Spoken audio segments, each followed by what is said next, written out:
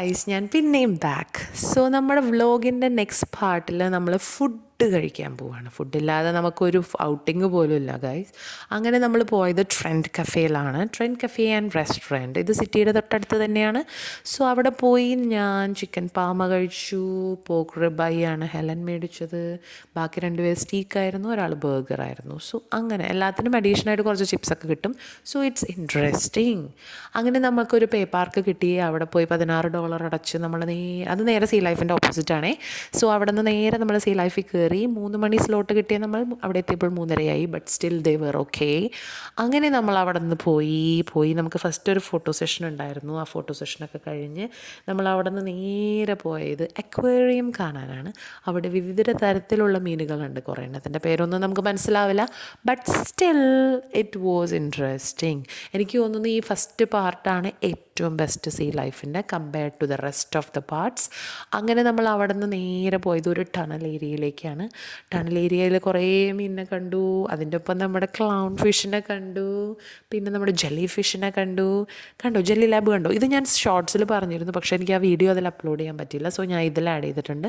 So അവർ അവിടെ produce ചെയ്യുകയാണ് ശരിക്കും ജെല്ലി ഫിഷിനെ. ബേബി തൊട്ട് ഇങ്ങനെ വലുതായി ഉള്ള ഓരോ സെക്ഷനെ അവർ ഓരോ ടാങ്കിലിട്ടിട്ട് ഗ്രോ ചെയ്യിക്കുകയാണ്. പിന്നെ നമ്മുടെ ബേബി ഷാർക്ക് ഡൂഡുവിനെ കണ്ടു. സോ ഷാർക്കിനെ കാണാൻ ആക്ച്വലി ഞാനവിടെ പോയത്. ഇത് ഷാർക്കല്ല കേട്ടോ, ഇത് വേറെ ആരാണ്, ഇതാണ് ഷാർക്ക്. പിന്നെ കുറച്ച് ഷാർക്ക് അവിടെ റെസ്റ്റ് ചെയ്യുന്നുണ്ട്. അവരെയൊക്കെ ഇപ്പോൾ കാണാൻ പറ്റും. യെസ്, അവർ ഉറങ്ങുകയാണ് ഗൈസ്, ഉറങ്ങുകയാണ്. അങ്ങനെ അവിടെ നിന്ന് നമ്മൾ നേരെ പോയപ്പോൾ നമ്മുടെ കുട്ടനെ കണ്ടു. ഇതാരാണെന്ന് അറിയോ? സ്റ്റിംഗ് റേ ഫിഷാണ്, നമ്മുടെ തെരണ്ടി. വാലുകൊണ്ട് ഒരടി കിട്ടിയാൽ പോയി എന്നൊക്കെ പറയില്ലേ. പിന്നെ അവർ മറ്റേ ഫ്ലോറൊക്കെ കുറച്ച് സംഭവങ്ങളൊക്കെ ചെയ്തിട്ടുണ്ട്. അതായത് നമ്മൾ ഓടുമ്പം അവിടെ മറ്റേ ലൈറ്റിങ് വരും, സെൻസറി എന്തോ സംഭവമാണ്, എനിക്ക് കറക്റ്റ് വേർഡൊന്നും അറിയില്ല. അങ്ങനെ ഇരുട്ടത്തുള്ള കുറച്ച് ഫോട്ടോയും വീഡിയോ ഒക്കെ എടുത്ത് നമ്മൾ നേരെ പോയത് നെക്സ്റ്റ് ലെവലിലേക്കാണ്. അവിടെ ക്രൊക്കഡൈലിൻ്റെ ഫോട്ടോ ഒക്കെ വെച്ചിട്ടുണ്ട്. പക്ഷേ ഞാനൊരു ക്രൊക്കഡൈലിനെ അവിടെ കണ്ടില്ല. എനിക്ക് തോന്നുന്നു എന്തോ സംഭവിച്ചിട്ടുണ്ട് ക്രൊക്കഡൈലിന്. ആകെ അതിൻ്റെ സ്കെലറ്റൻ മാത്രമേ ഉണ്ടായിരുന്നുള്ളൂ. സോ ക്രൊക്കഡൈലിനെ കാണാനുള്ള എൻ്റെ ആഗ്രഹം അവിടെ അസ്തമിച്ചു. അവിടെ നിന്ന് നേരെ പിന്നെ അവിടെ ഉണ്ടായിരുന്നു കേട്ടോ മറ്റേ ലിസാർഡ്, പിന്നെ എന്തായിരുന്നു ഫ്രോഗ്, അതൊക്കെ ഉണ്ടായിരുന്നു. അതേ കിടക്കണം. അങ്ങനെയുള്ളവരെ ഇത് ഓപ്പണായിട്ട് കിടന്നിരുന്നുണ്ട്. അപ്പം ഞാൻ ചോദിച്ചു, ഇയാൾ ചാടിപ്പോകുന്ന നമ്മൾ എന്ത് ചെയ്യും?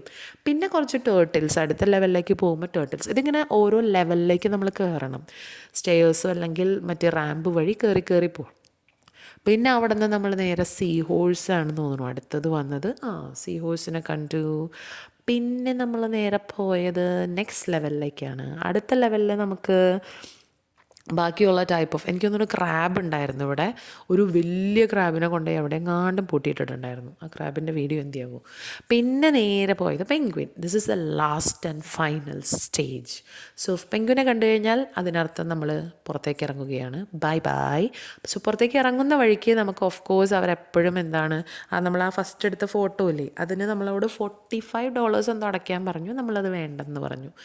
അങ്ങനെ പെൻഗ്വിനായിട്ടുള്ള സെൽഫിയൊക്കെ കഴിഞ്ഞ് നമ്മൾ നേരെ പുറത്തിറങ്ങി കഴിഞ്ഞിട്ട് നമ്മൾ പോകുന്നത് ഒരു സ്റ്റോർ വഴിയായിരിക്കും. അതെല്ലായിടത്തും അങ്ങനെയാണല്ലോ. So that's their advertisement. അതിൽ നമുക്കൊന്നും കുറ്റം പറയാനില്ല.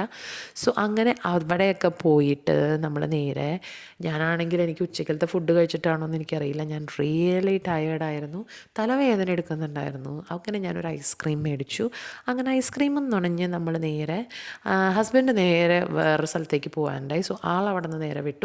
ഞങ്ങൾ 4 പേരും കൂടി ട്രാമൊക്കെ എടുത്ത് ട്രെയിനൊക്കെ പിടിച്ച് പുതിയ ടണലൊക്കെ കണ്ട് അടിച്ച് പൊളിച്ച് തിരിച്ച് വീട്ടിലെത്താൻ നമ്മൾ ഊബർ എടുക്കേണ്ടി വന്നു. കാരണം ബസ്സിന് നമ്മളൊരു 40 മിനിറ്റ്സ് വെയിറ്റ് ചെയ്യണം. ഇവിടെ അങ്ങനെ ഒരു ഗുണമുണ്ട്, 40 മിനിറ്റ്. ഒരു ബസ് ഒരു 5 മിനിറ്റിൽ പോയി കഴിഞ്ഞിട്ടുണ്ടെങ്കിൽ പിന്നെ നമ്മളൊരു 40 മിനിറ്റ് വെയിറ്റ് ചെയ്താലാണ് അടുത്ത ബസ് കിട്ടുള്ളൂ.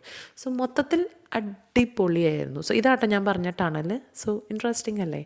സോ അങ്ങനെയെല്ലാം കണ്ട് അടിച്ചു പൊളിച്ച് തിരിച്ചു വന്നു. അത്രയേ ഉള്ളൂ. ബൈ.